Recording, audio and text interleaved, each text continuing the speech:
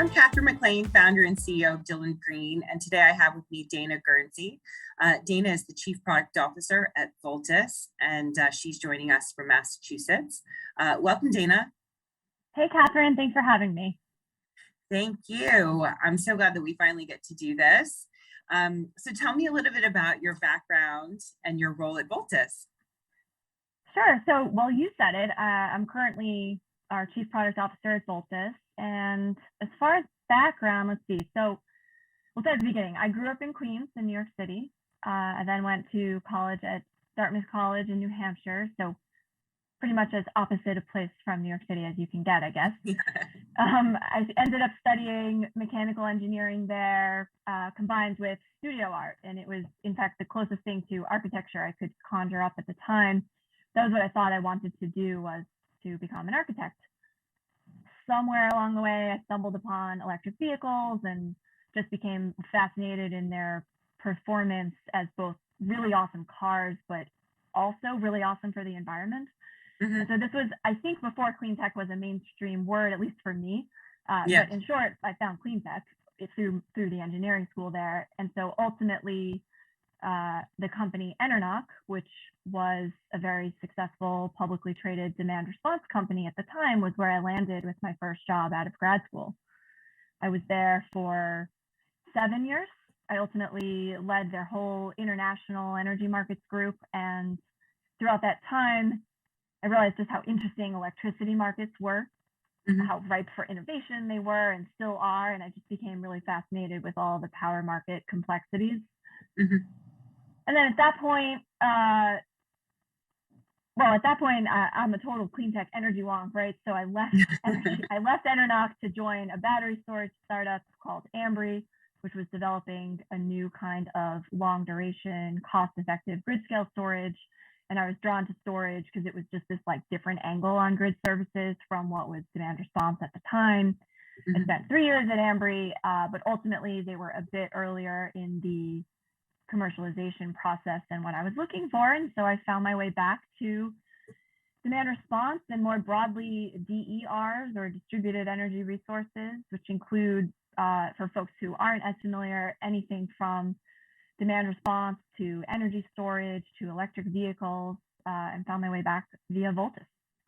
So Dana, I'm really glad that you shared that journey with us, because I've been having a lot of conversations recently with people who are trying to get into clean energy, and I'm trying to explain to them that like everything is like a journey, and just because you don't get into clean energy like right out of the gates from school doesn't mean that there's not like an awesome roadmap for you to get into the space.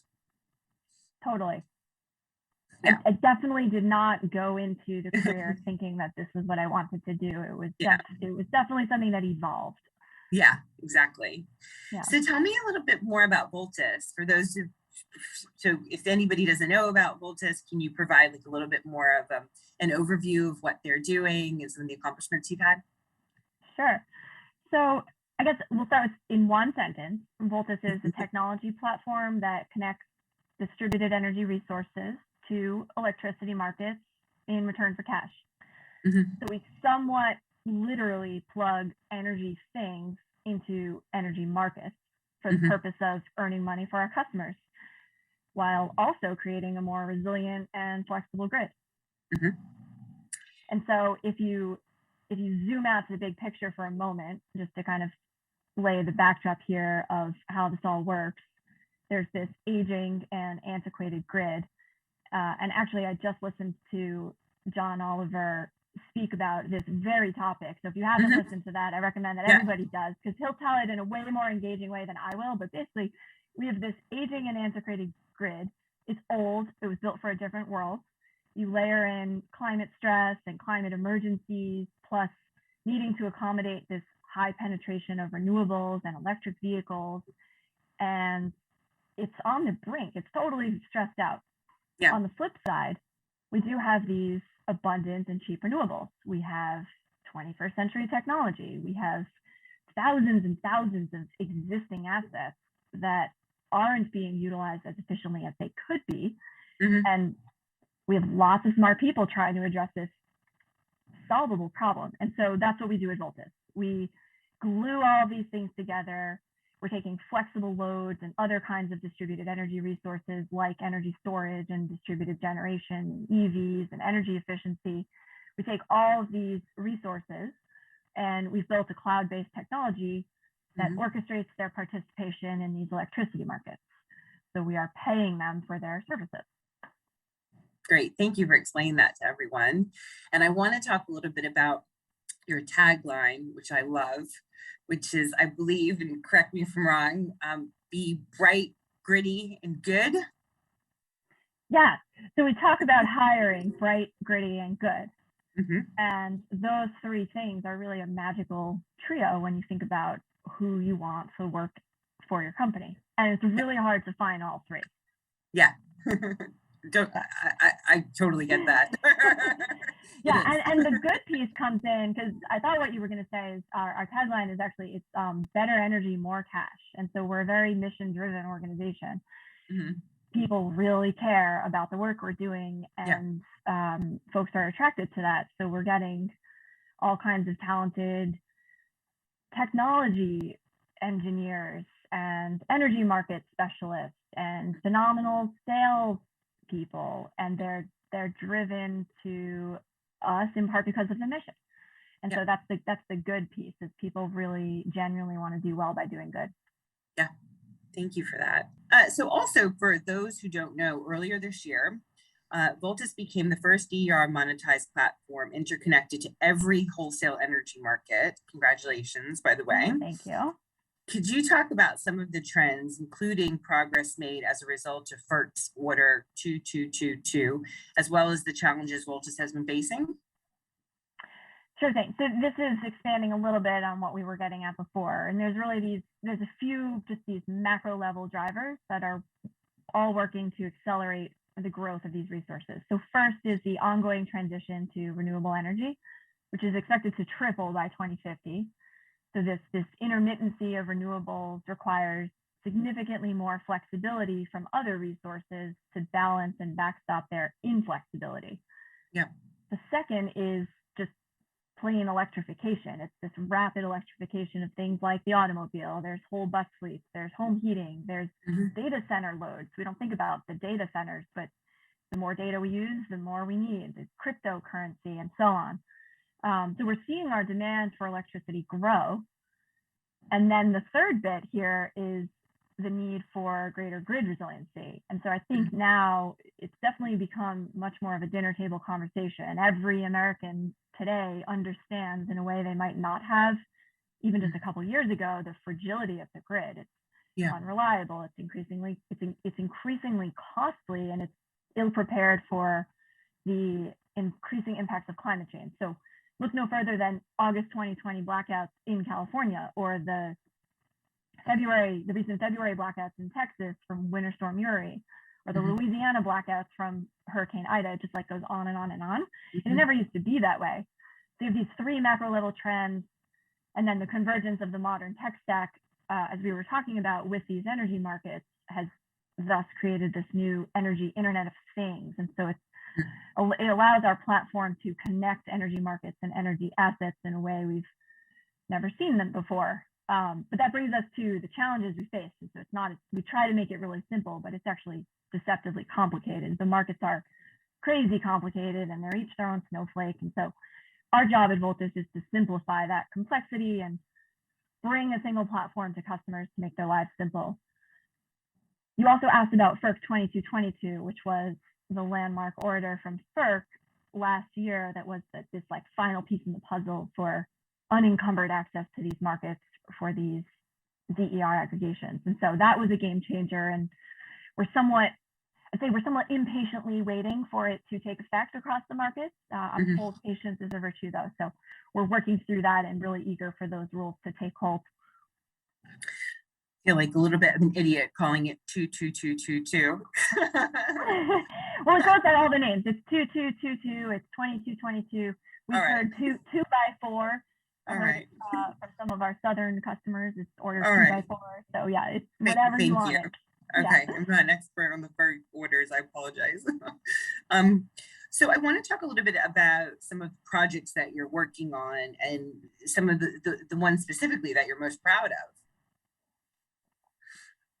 Cool. All right. Let's see. So last year, in 2020, we became the first DER aggregator in SPP. A lot of acronyms. So the Southwest Power Pool, which covers, it's something like 17 states in the center of the country. And we provide what's called operating reserves. So every market needs operating reserves. They're procured for the reason that there needs to be this balance to the day-to-day, minute-to-minute fluctuations on the grid. They get used a couple times a month on average and are relatively short in duration. So from a customer perspective, we became the first aggregator in SPP on the market side. And then on the customer side, one of our many customers is a national big box retailers.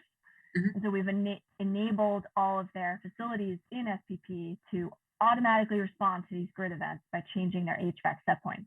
So it's this end-to-end signal from SPP to Voltus to these stores and back again to help balance the grid. And if you were standing in one of the stores, you'd never notice it. And so I love the project because it's this example of where we were innovating on both sides of the platform, both on the grid operator integration side, as well as integrating with a customer like a big box retail store. And so the technical integration being on both sides is really just a good example of where we sit in this whole ecosystem. Yeah, well, I think that's a great story, very innovative. I want to talk about women.